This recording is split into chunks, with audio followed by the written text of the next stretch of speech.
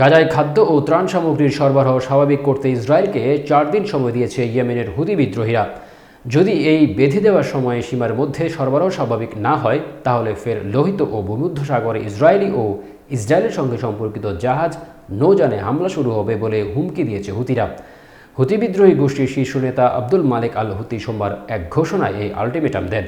ঘোষণায় আল হুতি বলেন, আমরা ইসরায়েলি শত্রুদের 4 দিন সময় দিচ্ছি। মধ্যস্থতাকারীদের অনেক প্রচেষ্টার পর গাজায় যুদ্ধবিরতি এসেছে, তাই মধ্যস্থতাকারীদের সম্মানে এই 4 দিন সময় দেওয়া যাচ্ছে।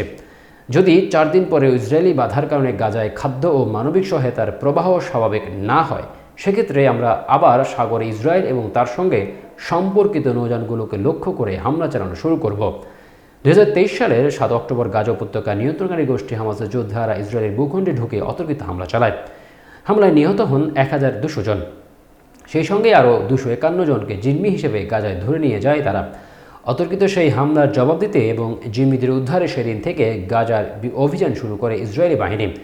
দীর্ঘ 15 মাস ধরে চলা সেই অভিযানে নিহত হয়েছেন 48,000-এরও বেশি ফিলিস্তিনি এবং আহত হয়েছেন 1 লক্ষাধিক। ইসরায়েলি বাহিনী অভিযান শুরুর পর নভেম্বর থেকে লোহিত ও ভূমধ্যসাগরে ইসরায়েল এবং ইসরায়েলের সঙ্গে সম্পর্কিত বাণিজ্যিক জাহাজগুলোতে হামলা শুরু করে ইয়েমেনের হুতি বিদ্রোহীরা। ইরানের সমর্থনপুষ্ট এই গোষ্ঠীটির হাইকমান্ড সে সময় বলেছিল, হামাস ও গাজার ফিলিস্তিনিদের প্রতি সংহতি জানিয়ে এই পদক্ষেপ নিয়েছে গোষ্ঠীটি। 2023 সালের নভেম্বর থেকে 2024 সালের জানুয়ারির মাঝামাঝি সময় পর্যন্ত লোহিত ও ভূমধ্যসাগরের শতাধিক ড্রোন ও ক্ষেপণাস্ত্র হামলা চালিয়েছে হুতিরা। এসব হামলায় বেশ কয়েকটি বাণিজ্যিক জাহাজ ডুবে গেছে এবং নিহত হয়েছেন অন্তত 4 জন নাবিক। হুতিদের হামলার কারণে অনেক জাহাজ তাদের রুট পরিবর্তন করতে বাধ্য হয়, ফলে আন্তর্জাতিক জাহাজ চলাচলে ব্যাপক বিশৃঙ্খলা দেখা দেয়। এদিকে যুক্তরাষ্ট্র, কাতার ও মিশরের ব্যাপক কূটনৈতিক প্রচেষ্টা ও তৎপরতায় গত 19 তারিখ গাজায় 3 দিন পর্বের যুদ্ধবিরতি ঘোষণা করে ইসরায়েল ও হামাস।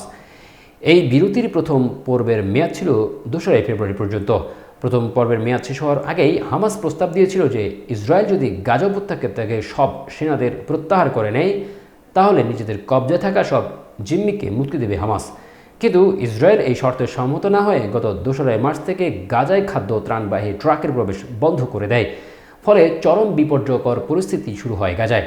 ইসরায়েলের পক্ষ থেকে বলা হয়, যদি জিম্মিদের মুক্তিদান অব্যাহত রাখে হামাস, শুধু তাহলেই বাধা তুলে দেওয়া হবে। এই পরিস্থিতি ইসরায়েলকে আলটিমেটাম দিল হুতি বিদ্রোহীরা। শুক্রবার আব্দুল মালিক আল হুতি আলটিমেটাম দেওয়ার পর তাকে স্বাগত জানিয়েছে হামাস।